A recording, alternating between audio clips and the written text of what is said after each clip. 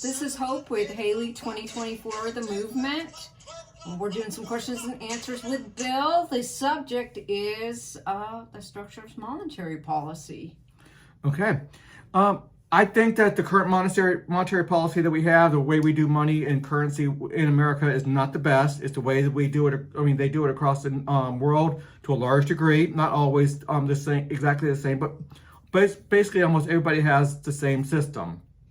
I want to go to a totally different system that is fully backed up with things of real value, and it's going to be competitive money, but we can have one standard and how that's going to work. Well, how would you create that? Okay, the first thing you do is to back up your money. You create an asset, a portfolio. You can think about a mutual fund right now as a portfolio of assets, of stocks and bonds. But you can also add gold and other assets into there. So look at the regular mutual fund, and let's take the value of that mutual fund. It's in the market, so it does fluctuate some, and that's fine. You have actual items of real value. So what you're going to do is create a storeroom. You start out with empty storeroom, and then you start adding assets. Individuals put products into that storeroom, and you get money based off of what you put in there. They have to agree to that price. Both sides have to agree to the price because that's the way money works. Both people agree to a price. So that competitive currency, you put an asset, an ounce of gold for, let's say it's $2,000. You put an ounce of gold in there, and you get $2,000 worth of currency. Somebody puts an ounce of silver in there, and they get, I forget the value of that right now, but let's say a couple $100 for that silver. They put a PepsiCo or Exxon stock in there, and they get that 200, 300, whatever that stock price is for those stocks. You put bonds in there, whatever that price is, you get that you get currency, but it's based off of there. So money can go in and out. So money, the amount of money is fluctuating, but it's always based on the exact value of what's in that portfolio. Okay, so what happens if there's a gain or a loss in that? Well, what happens when you have a gain or a loss in a mutual fund right now? When you have a stock portfolio, you have a gain or a loss. So it's the same thing, but some people don't want their bank accounts to be like that. So there can be stabilizers. There can be people who want to take that risk and keep that money very, very stable.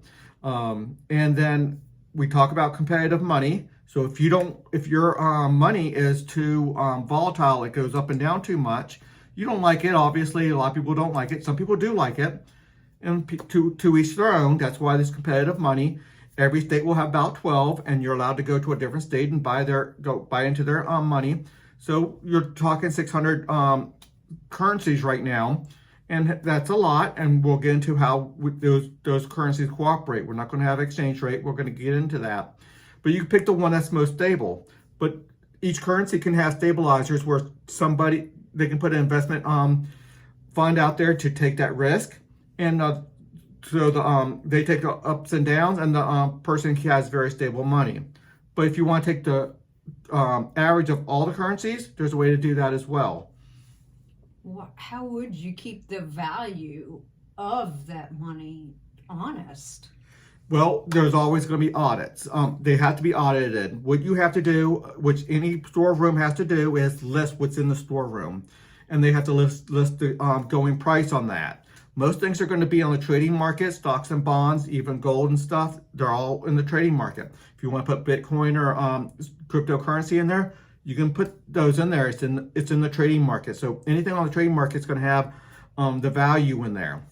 And then the people, you have to list it. And then the people go on a daily or monthly or weekly audit. You're going to say, okay, do you really have it? And show me the ownership, whether it's actually in the storeroom or it's digital ownership. You can own cattle. Obviously, you're not going to want to put the cows or the pigs or whatever into the storeroom. That's silly. You have ownership into that storeroom. And then when it gets brought to the stores, is obviously the cattle is no longer to be owned. It's owned by the consumer, but that money is going to go in there, and that's going to buy the cattle.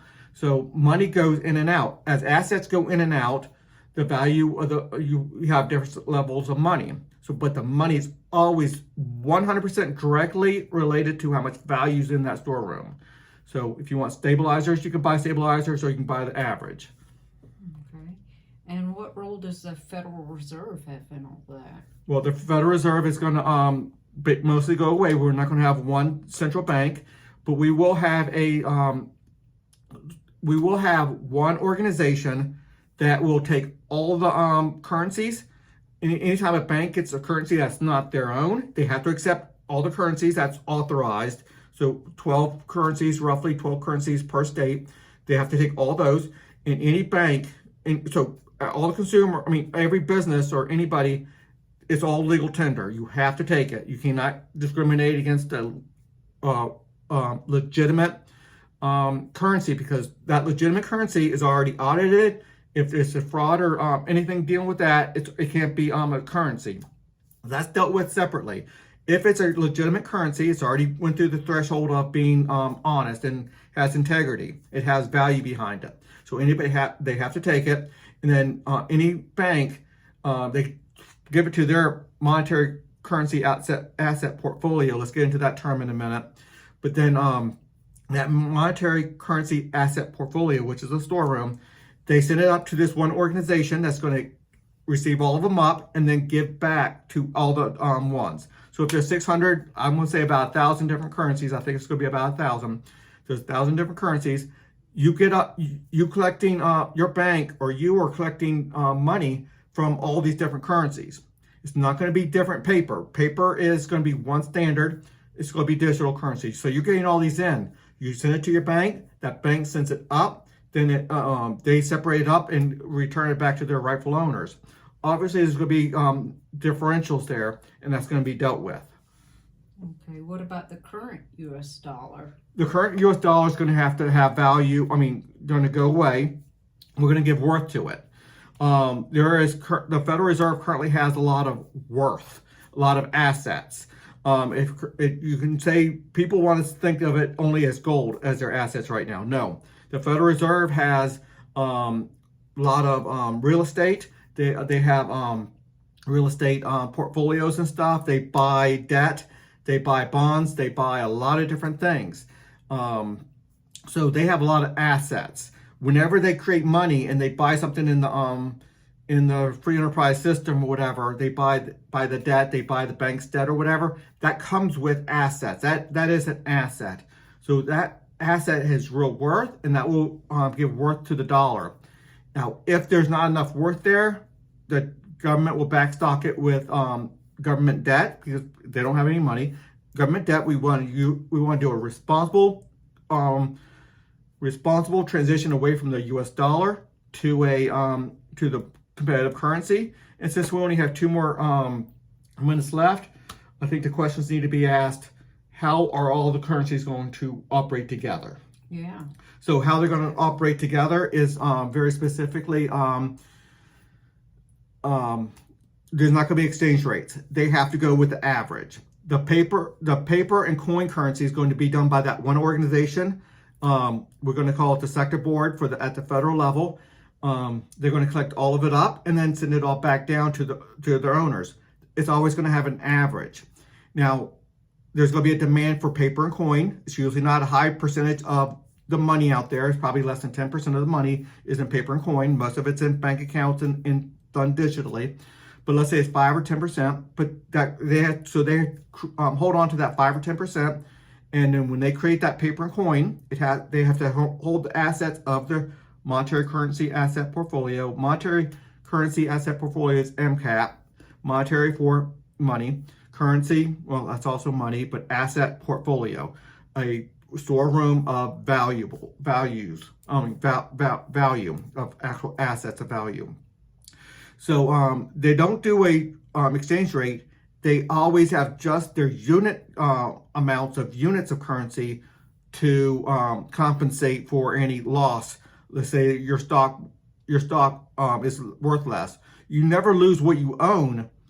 What you own is lost value, and that represents lower unit numbers. So because it's digital, they can take away, let's say your unit over the last month, your currency has lost 1% compared to the average. Then you lose 1% of the units. People might not like that, but other times you're going to gain 1%. and the currencies that are doing bad, they're going to go out of business. Now, what happens when a currency goes out of business? They just sell off all their assets, no biggie. All those assets, and once the assets are going away, the money goes away. So every time an asset gets out of the storeroom, the money disappears. Now, so you can take an asset and bring it to another currency asset portfolio, and you do that with just money, and they just transfer behind the scenes. Most of the stuff's behind the scenes. They just transfer assets from one monetary currency asset portfolio, I call it MCAP. They trade from one to the other. So all the time behind the scenes, between 1,000 different currencies out there in the United States, they're just going to be taking assets from one to the other. Most of the time, it's going to be digital assets such as a stock, the ownership of a stock. Or they could take actual gold bars and move from one storeroom to another storeroom controlled by different people. So anyway, last question. Okay. In your videos before, you said that there wouldn't be any inflation. Well, there can't be any inflation because the inflation is two different things. A lot of people look at inflation as rising prices. That's not what inflation is. I know that's a dictionary definition, but inflation is increased money supply without adding more value into the adding more gold or adding more value into it. So you don't get inflation if you create more dollars, but you have control of that asset now. You only gain more. You only gain inflation is when the unit cost decreases in value. That's the type of inflation I'm talking about. So inflation has a lot of definitions, and a lot of definitions are bad out there. People are throwing around inflation right now is 10-12%. I don't believe in inflation. I just believe that we're separating. We used to use, let's say, dimes, and now we're using nickels. We don't. If something cost $1 before, and it used to be 10 dimes, now it's 20 nickels. 20 is bigger than 10, so we have inflation? No, it's still $1. What is our unit cost of our currency is dropping because we're creating new dollars without getting those assets. There cannot be inflation in my new system because when we create new dollars, it has to be with new assets. And when the assets go out of that portfolio, the money disappears. And that's all within the system. You might not understand the full system now. I have a full write-up, 4 long pages of bullet points of a complete write-up of how this works. And it talks about keeping the assets honest. It keeps about, and we can do that with audits and different things. We talk about backing up the dollar. We talk about gains and losses and how that system works. There's a lot to it. We're already 13 minutes into this, so until the next video.